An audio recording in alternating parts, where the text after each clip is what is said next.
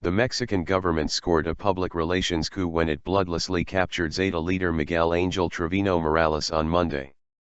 But the long-term effects of the capture of the 40-year-old man who was arguably the country's most brutal drug lord will likely lead to more, not less, violence.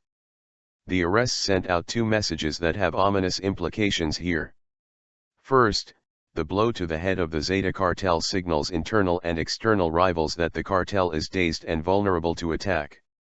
This leads to surges in homicides, as the battle to control trafficking routes and illegal trade affects not only cartel members but local citizens and security forces as well. How organized crime responds to a blow like this has nothing to do with the government narrative of good guys against bad guys.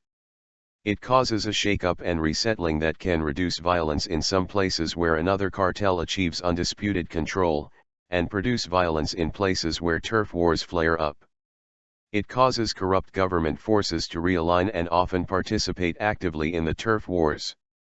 It does not, however, lead to the elimination of drug trafficking or organized crime. Everything we know from 7 years of drug war points to the likelihood of more violence due to this trigger effect. The Mexican and U.S. governments both acknowledge that what is known as the Kingpin strategy, taking out drug lords, provokes violence. They also know it doesn't work. Although in some cases a specific cartel could be fragmented or even knocked out of the game, with some $38 billion in tax-free income at stake as it is in the sale of prohibited drugs to the U.S., people will find a way to keep up the business.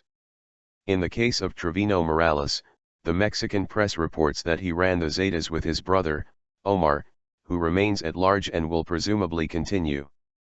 Mexican authorities did not respond to questions about Omar taking on leadership, saying it is an investigation in progress.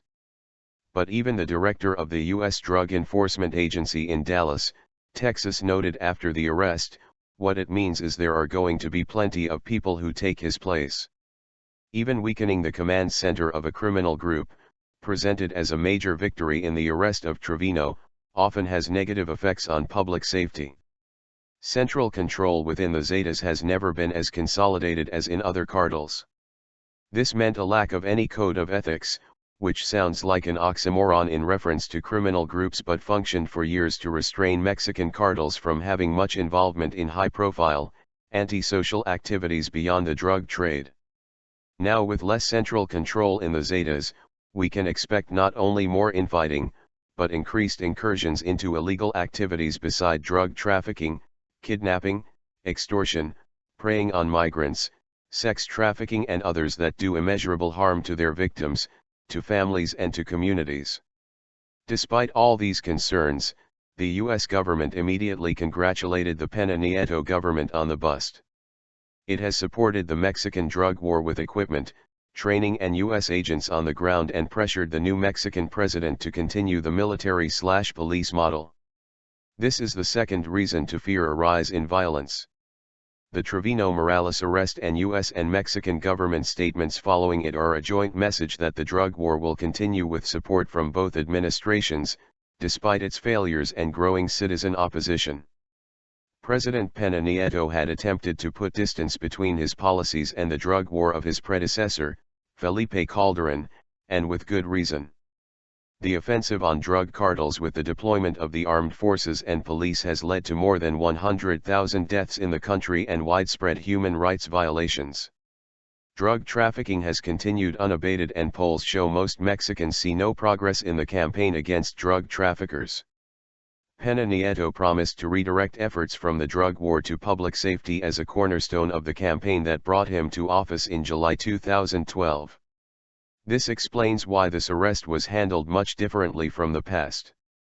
If before criminals were brought out bloodied and cuffed with great fanfare, this time the administration sent out a discreet statement with mugshots of Trevino Morales, his two companions, and a map of where they were captured by Navy and police forces. Videos showed Trevino being led without handcuffs. Eduardo Sanchez, the spokesperson for the Security Cabinet, noted that the alleged criminals were charged with organized delinquency, murder, crimes against health, drug trafficking, torture, money laundering, illegal possession of arms, among others.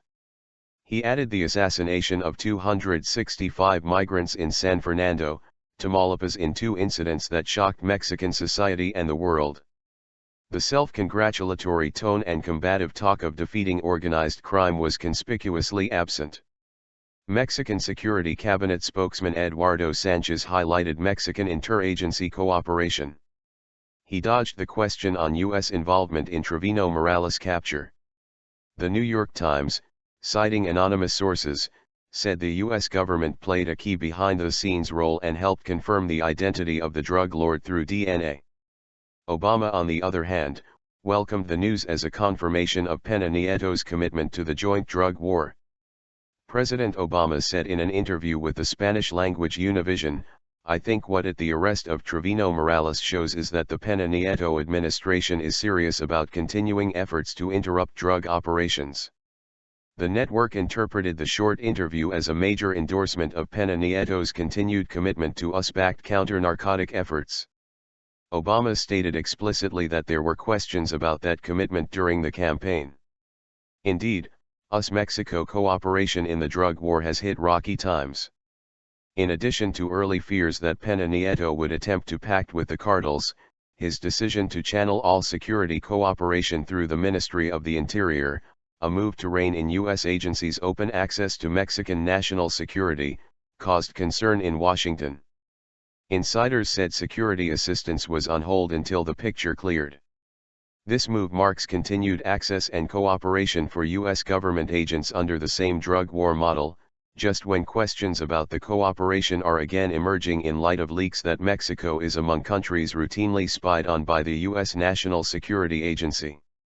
The U.S. government is heavily invested in the Mexican drug war, not so much due to the more than $2 billion it has spent to bolster the disastrous strategy, but in the enormous expansion of its presence in Mexico.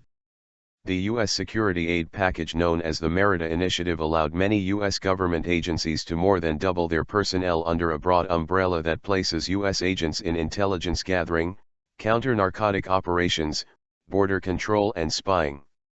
It represents millions of dollars in contracts to private defense, security and computer firms. Assuming the crimes attributed to him are proven in a court of law, no one could fail to celebrate the incarceration of a cold-blooded criminal such as Miguel Angel Trevino Morales. But that the arrest signals the continued alliance of the U.S. and Mexican governments in a security effort that uses the public as collateral damage is bad news for us all.